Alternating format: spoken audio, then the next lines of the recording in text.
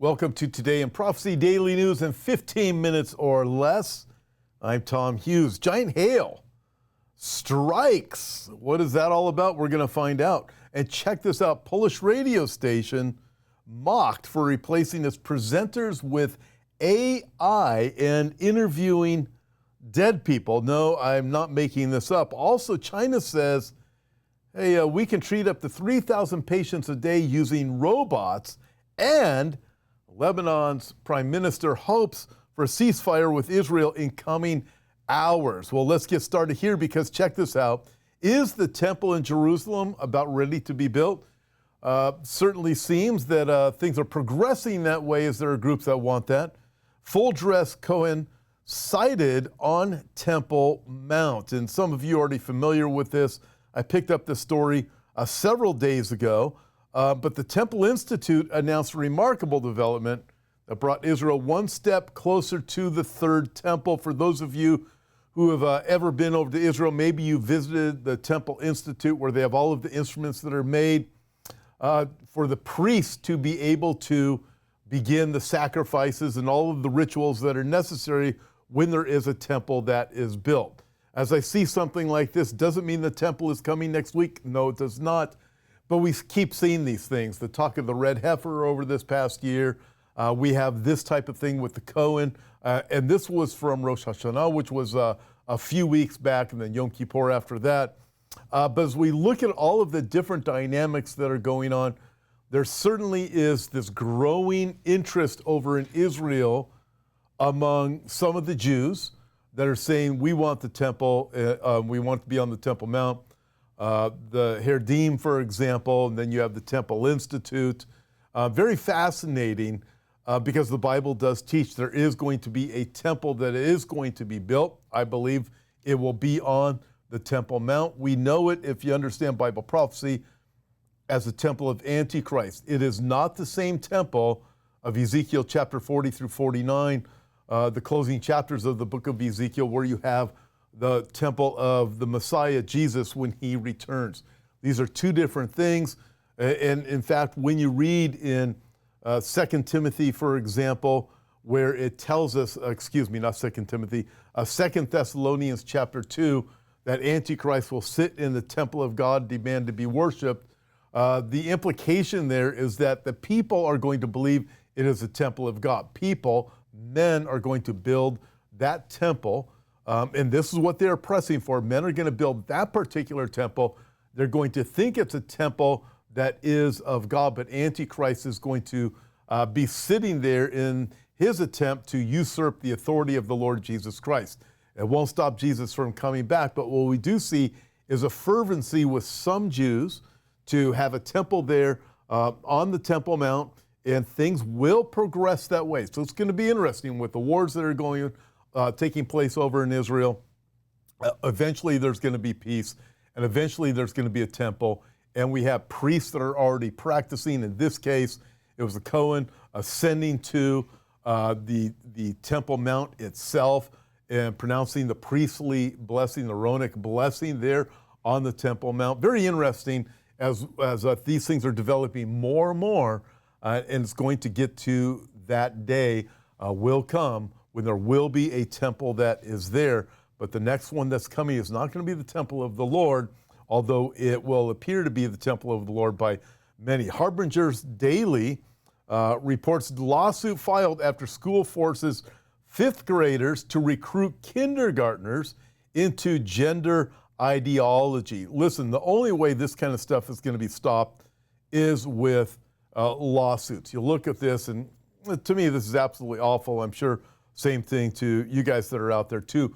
Think of this warning of Jesus from Matthew chapter 18, verse 6, where Jesus says, whoever causes one of these little ones who believe in me to sin, it would be better for him if a millstone were hung around his neck and he were drowned in the depth of the sea. Woe to the world because of offenses, for offenses must come, but woe to the man by whom the offense comes.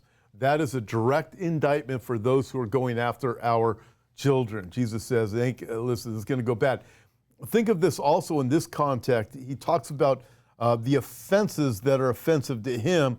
He says, yet at the same time, in the Olivet Discourse, Matthew chapter 24, Jesus says, many will be offended because of him.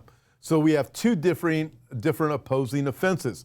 Those things that offend Jesus, what offends Jesus? The things that are happening to children. He says it.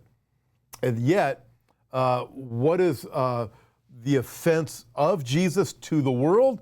Those who do not want Jesus to come back, they are offended. When you tell them Jesus is coming back, when you tell them there's a sin, when you tell them you must repent, when you tell them, hey, a millstone's going to be hung around your neck unless you back off of these children, to the world, that is offensive because they are offended by Jesus. But Jesus says, I will tell you what offends me.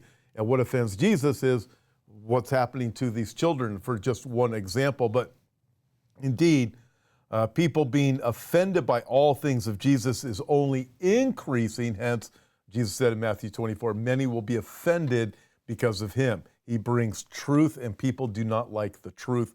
And one of those things they don't like to hear is they want to do whatever they can to kids. They want to commit abortion. They want to do whatever they can. And they don't want to hear Jesus say, you're going to have a millstone hung around your neck. Judgment is coming, and Jesus is coming back again.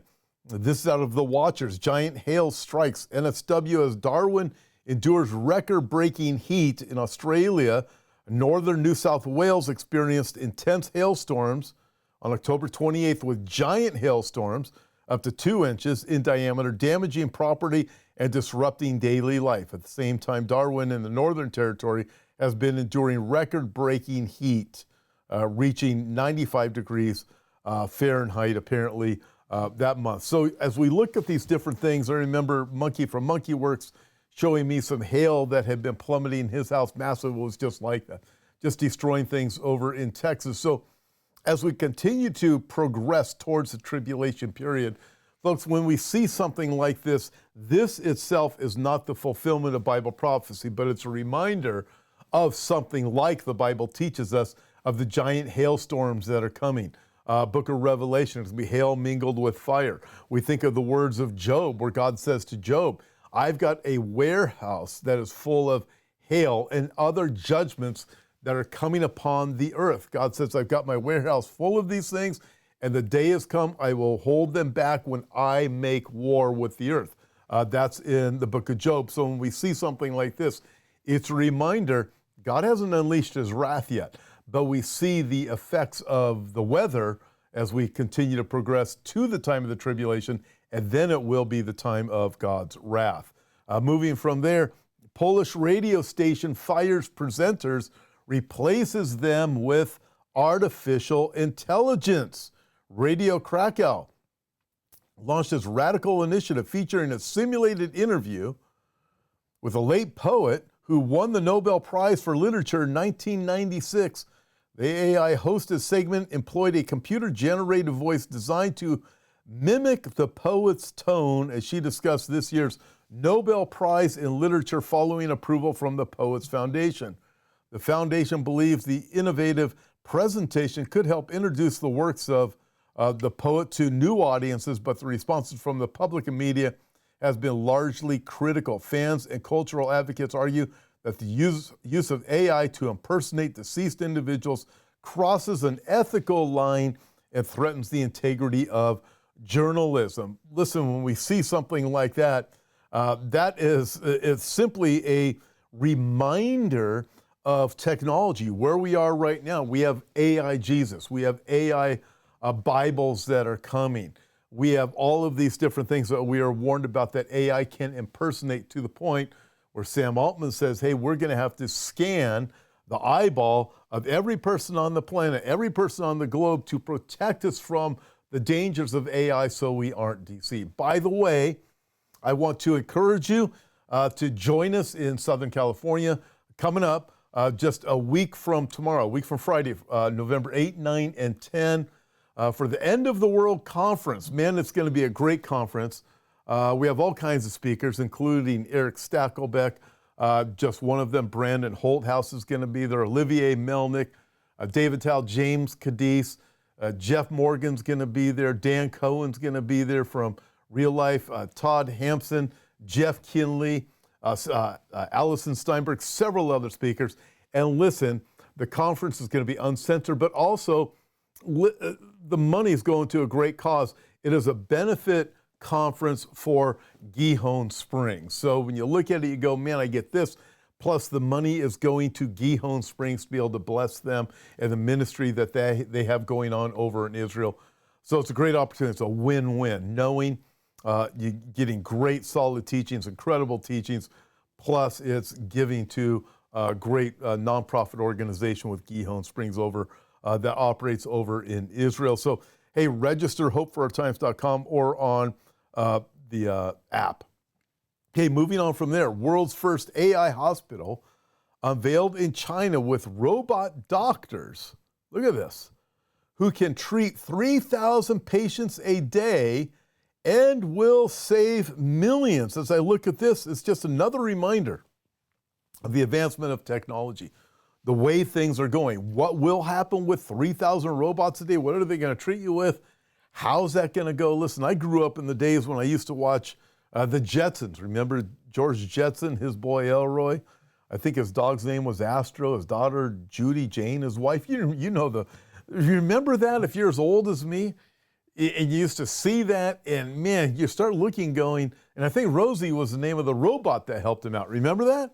So you look at that. We don't quite have all of the flying cars they had, although we are very close. There are some, I've heard in different parts of the world, like Dubai and different places. But we've got the drones, we have drone deliveries. But you see something like this at the hospitals in China. Listen, if it does happen, you can bet that's coming to every hospital wherever you are. And some of you might be thinking, listen, I don't trust all the doctors. Well, I'll tell you this much. You think you have a problem with doctors, wait till the robots get a hold of you. And you're going to be shot up with just about everything that these people want you to be shot up with. All right, let's move on. Netanyahu pursues further Arab normalization efforts post-conflict. Now, this is something I have repeated many times over the last week and a half, 2 weeks. Out of what is going to come with Hezbollah, Hamas, Iran. Listen, Iran may attack any day. By the way, I want to even encourage you along these lines. I was able to sit down with Avi Lipkin. Avi Lipkin, he predicted pre-9/11 that these planes were going to be run by terrorists into the World Trade Centers in New York City. Listen, I had an opportunity to sit down with him. We're going to have that video tomorrow, and we're going to talk about where this is going to go. I'm going to ask him, where do you see this going? What's going to come out of this? And it is fascinating. Avi Lipkin, some of you know him, is Israeli. And listen, it's quite eye-opening. And I think it's quite ministering, too, at the same time, quite hopeful. But as I look at it, sorry about that. As I look at this, what's coming is normalization agreement is going to come out of this. It's all ebbing and flowing with the wars and rumors of wars with the terror organizations, with Iran. Avi Lipkin says, hey, I would expect Iran to attack within the next couple of days. So we're airing this tomorrow. I just sat down with him just a little while ago and did this interview. So fascinating. But listen, it helps us to be stronger as we understand what is coming, as we put everything into the context of the Bible. All right.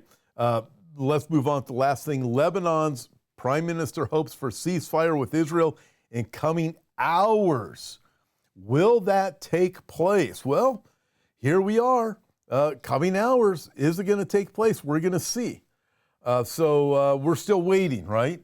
We're hearing different things. We'll wait and see. But in the meantime, listen, check this out. Remember this, Jesus is coming. When you see these things begin to take place, what do?